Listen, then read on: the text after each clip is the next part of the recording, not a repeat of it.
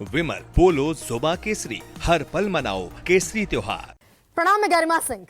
सबसे बड़ा सवाल मैं आज बात करने वाली हूं सबसे ज्यादा लोकसभा सीटों वाले और सबसे ज्यादा विधानसभा सीटों वाले प्रदेश उत्तर प्रदेश की।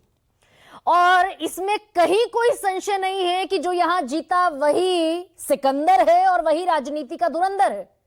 और इसी उत्तर प्रदेश ने 2024 में एक बड़ा दंश दिया भारतीय जनता पार्टी को। कैसे? दरअसल जो सालों की कोशिश के बाद बीजेपी हिंदुत्व के अम्ब्रेला में उस छाते के भीतर लेकर आई थी पिछड़ों को, दलितों को, और एक कॉम्बिनेशन बनाया था मंडल प्लस कमंडल का, उसमें से पिछड़े और दलित 2024 में साथ छोड़ते हुए दिखे। और ये मैं इसलिए कह रही हूं क्योंकि जितने पिछड़ों के नेता बीजेपी के साथ खड़े थे वो दरअसल लोकसभा चुनाव में हार गए। संजय निषाद का बेटा, ओम प्रकाश राजभर का बेटा, अनुप्रिया पटेल अपनी 2 में से 1 सीट हार गई। और इसी उत्तर प्रदेश में वो हुआ जिसके चलते 240 सीट पर बीजेपी सिमट गई। 80 में से 80 का नारा था और सीटें मिली सिर्फ 33। पिछली बार सीटें थी 62। इसी उत्तर प्रदेश में घट गई 29 सीटें।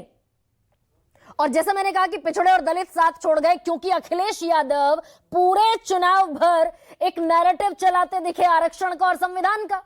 और वही संविधान और आरक्षण का नैरेटिव वो जिंदा रखना चाहते हैं।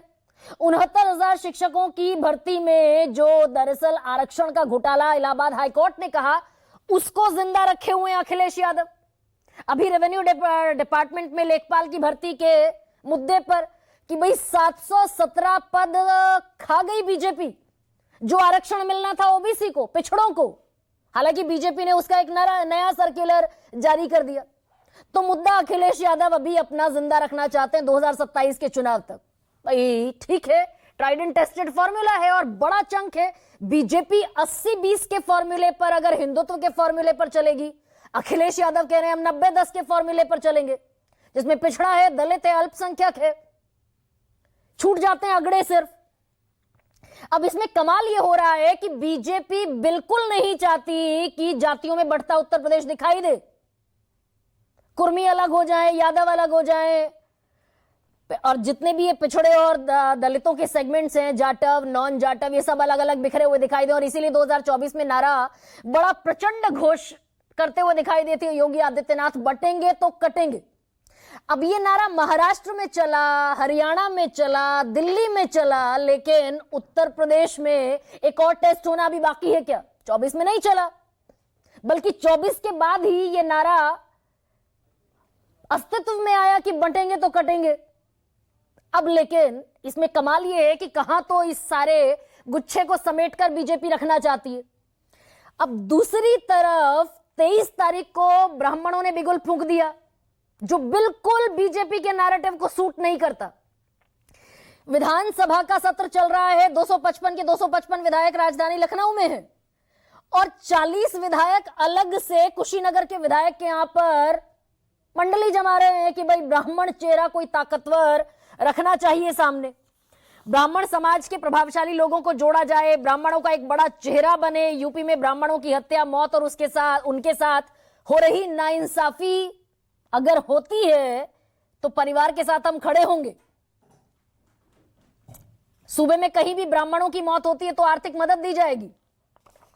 और बीजेपी विधायक कहते दिखाई दिए कि दरअसल ब्राह्मणों को एकजुट होना पड़ेगा क्योंकि समाज को अपमानित किया जा रहा है। अनिल त्रिपाठी बीजेपी के विधायक हैं। ब्राह्मणों के भीतर जो डर है उसे दूर करने की जरूरत है। और ये ब्राह्मण कौन है? मुश्किल से 10 से 12% है उत्तर प्रदेश में, लेकिन ये कोर वोटर है भारतीय जनता पार्टी का, जब से पार्टी बनी 1980 से। अब ये 40 विधायक एक साथ जुटते हुए दिखाई दिए और आरोप भी मंड रहे हैं कि ब्राह्मण समाज अपमानित हो रहा है। 52 विधायक ब्राह्मण जीतकर आए थे 2022 के चुनाव में, उनमें से 46 भारतीय जनता पार्टी के थे। यानी एक तरफा वोट ब्राह्मणों का जाता है भारतीय जनता पार्टी को। 89% ब्राह्मणों ने वोट दिया भारतीय जनता पार्टी को। अब ये जो भी बैठकी थी, मंडली थी, इसका असर क्या हुआ? क्या बंटते दिखाई दे रहे हैं क्या सेगमेंट्स में? ओम प्रकाश राजभर कह रहे हैं कि अभी तो पहले क्षत्रियों की हो गई, कुर्मियों की हो गई, अब तो और जातियों की भी सभाएं होने वाली हैं क्योंकि भारत जाति प्रधान देश है। ओम प्रकाश राजभर कह रहे हैं कि देश जाति प्रधान है। अगर सुना सके तो बाइट जरा बयान सुनाइए ओम प्रकाश राजभर का। कुछ विधायकों का बयान था, वो सुनाई। राजनीतिक मंथन किसी भी तरह से नहीं, केवल अपने समाज को, सर्व समाज को कैसे लेकर चला जाए, इसके लिए हम लोग चिंतन किए और माननीय योगी आदित्यनाथ जी के नेतृत्व में पूर्ण रूप से हम लोग संतुष्ट हैं। राजपूत समाज के लोगों ने वहां पर मीटिंग किया, चाहे उस पर कोई नोटिस इन्होंने नहीं दिया, ब्राह्मण समाज ने किया, उस पर नोटिस दे रहा है। इससे लग रहा है कि पूरी तरीके से वहां पर भेदभाव किया जा रहा है, जातिवाद को बढ़ावा दिया जा रहा है। पहली बात, सब निश्चित तौर से इस सरकार के अंदर पहले वर्गवाद किया गया, अब जातिवाद चरम पर है। अगर ब्राह्मण बैठ के आपस में बातचीत कर लिया तो कोई अपराध तो किया नहीं है, लेकिन ये भाजपा डरी हुई है और उसका जनाधार खिसक रहा है, और वो इसलिए डरी हुई है कि ब्राह्मणों की उपेक्षा की है, तो ब्राह्मण अगर कहीं नाराज हो जाएगा तो उनकी सरकार गिर न जाए, इसलिए इस तरह से उन पर दबाव बना। अब इसकी भी डिटेल आपके सामने रखने वाली हूं। माता प्रसाद पांडे कह रहे हैं ब्राह्मण नाराज ना हो जाए। ये दरअसल हरगिज नहीं हो सकता क्योंकि ये कोर वोटर है भारतीय जनता पार्टी का। लेकिन इसमें एक बड़ी चिट्ठी इंपॉर्टेंट है और वो चिट्ठी है उत्तर प्रदेश के नए नवेले प्रदेश अध्यक्ष पंकज चौधरी की। ब्राह्मण बैठ गए, 10 से 12% ब्राह्मण है, बीजेपी का कोर वोटर है। और जैसा मैंने कहा कि 46 विधायक बीजेपी के, 52 में से ब्राह्मण बीजेपी के हैं। तो दरअसल ये कहानी कुछ और हो रही है क्या? इस चक्कर में बीजेपी के नए नवेले प्रदेश अध्यक्ष पंकज चौधरी चिट्ठी लिख रहे हैं कि ये ना तो भारतीय जनता पार्टी का सिद्धांत है, ना आदर्श है। यहां हम वर्ग विशेष की राजनीति में बिल्कुल विश्वास नहीं करते, ये संवैधानिक परंपराओं के अनुकूल नहीं है। और अगर ऐसी गतिविधियां दोबारा होती हैं तो पार्टी के संविधान के अनुरूप उसे अनुशासनहीनता माना जाएगा। यानी दरअसल बंटेंगे तो कटेंगे, वही संदेश दूसरे शब्दों में रख दिया गया है। कोई ना ब्राह्मण है, ना क्षत्रिय है, ना राजपूत भी, ना कोई ब्राह्मण है, ना क्षत्रिय है, ना दलित है, ना पिछड़ा है। सब दरअसल हिंदुत्व के अम्ब्रेला में फिट होते हैं।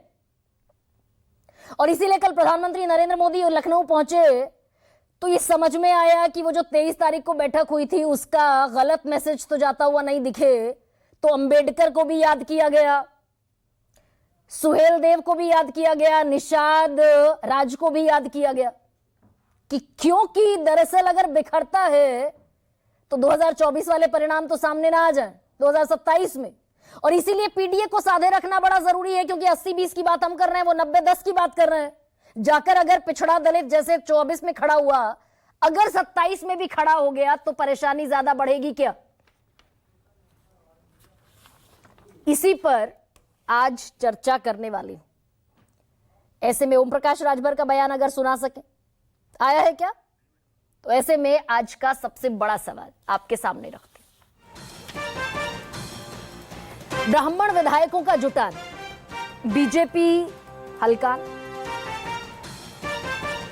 और दूसरा सबसे बड़ा सवाल, बीजेपी का डैमेज कंट्रोल। मालूम है पीडीए का रोल। तो जाति, भाई प्रधानमंत्री भी बताते हैं मैं ओबीसी से ताल्लुक रखता हूं, और उसके बरक्स फिर हिंदुत्व की भी बात होती है।